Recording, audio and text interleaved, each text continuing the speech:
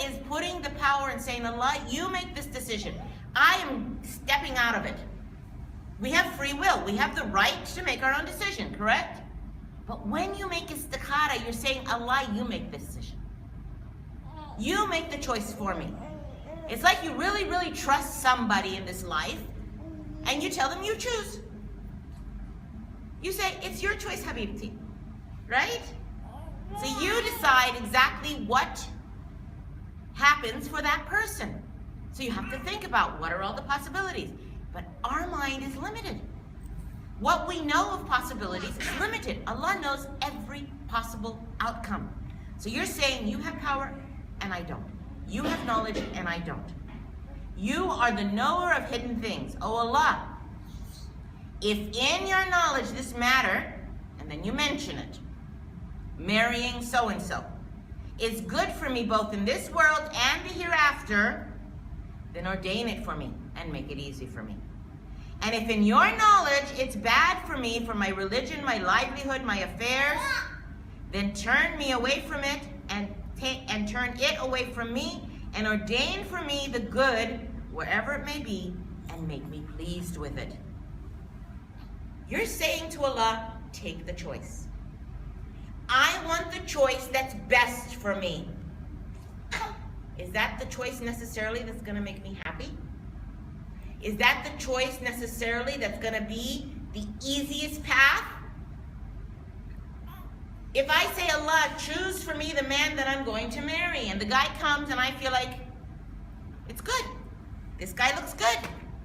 Oh my God, he's very handsome, mashallah. He's religious, mashallah. He has a degree in nuclear physics, mashallah. This is a perfect guy. He's from a rich family. He's got every single one of my qualifications. I'm happy. You marry him and he turns out to be horrible. Every day he's cursing you. Ugh, you're like a dog. Ugh, I can't stand you. Why are you so fat? Why are you so skinny? Every day has something bad to tell you. Maybe he's beating on you. Maybe he's just cheap. He has tons of money sitting in the bank, but you're sitting there trying to put together a meal with no food in the house. There could be all kinds of things. But you made istikhara. You made istikhara. Allah should have given you the best thing, right? And this cheap, mean, unhappy guy that makes you miserable, guy that makes you cry every day is what Allah let happen. Because when you make istikhara, maybe there's like a little bit of something rough patch along the way. Don't think that just because there's a rough patch in getting to the final result, that meant that Allah didn't want it for you.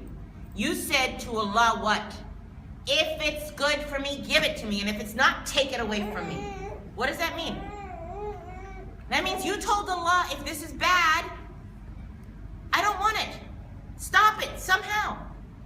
Every one of us in our lives have wanted something very badly. At some point in your life, you wanted something, right? And you didn't get it. You did not get the thing that you wanted. And not getting that thing is what Allah wanted for you. Because had He wanted for you, you would have gotten it, correct? If Allah believes or knows, forget believes, knows that this is not good for you, He's going to stop it. If He knows that it's good for you, He's going to let it go forward. The results of istikhara. If I am supposed to marry Fulan, this is the man that Allah has written for me because this is the man that's best for me. Then I'm going to marry him. No matter what I do in this life, I'm going to end up married to him. Why? Because Allah wants me to marry him. If I make istikhara beforehand, I seal the deal. How do I do that? I say, Allah, choose for me the best one. I go to marry Fulan, and there's some rough patches. His mother's not happy, and she's saying, you know, this might not be the girl for you. But he's like, no, I really want her. And then your mother's like, you know, the mom's not happy. Maybe you shouldn't. So there's some rough patches. There's kind of some, you know, maybe it's not going to happen. Maybe it's not going to happen. But then the wedding happens. What does that mean? Allah abandoned you? Because the guy turns out to be horrible. Allah decided not to help you? Allah gave you something bad, right? Here who beats you, who curses you, who is horrible in his treatment of you. And I made istikhara. Why did this happen? Allah left me. Is that it? A'udhu billah. I told Allah, give me the best thing. I said to Allah, from my options, A and B, give me the best one. Do I marry him or do I not marry him? Do I marry him or do I marry Fulan too? Right? Maybe I have 5, mashallah. Which one do I marry? Allah, give me the best one. Now, subhanallah, I want you to think about something. We have 2 containers in front of us. I filled the containers. I know what's in them. You don't. So you tell me, you choose for me. Why? Because I know what's inside the containers. In container A, we have germs that are going to give you the flu. In container B, we have poison. We have any good choices here? I know the choices. There's no choice 3. There's only these 2 choices. Allah gave you 2 choices. Allah knows which one is best for you. Now, this one's going to do what? Kill you. And this one? Make you sick. Make you sick. Do you want either one? Not really. Don't really want either one. If you know what's inside it, you don't really want either one. But you say, Allah, choose for me. Which is the best of these 2? Allah's going to give you the sickness. Not going to give you the death. So here you have the istikhara. That was your choice. But there's another choice that's actually a whole lot worse, even though it might look better. This one is nice and pretty and clear, and it looks nice. This one's brown, right? They don't necessarily look nice. Allah goes not just by look, Allah knows everything. So when you have the 2 choices, you give to Allah the 2 choices, you have to think. You really have to think. Allah's going to choose the thing that's best for me in this life and the next. Rasulullah sallallahu alaihi wasallam, Allah subhanahu wa ta'ala, in the Quran, tells us about the wise man. Musa alayhi salam went with the wise man, correct? During his trip with the wise man put a hole in a boat. He rebuilt a wall, and he killed a child. And all 3 things were good, subhanAllah. When you read the story, all 3 things were good. They all had a good reason for them. There was barakah and blessing for the people around them in this. With the boat.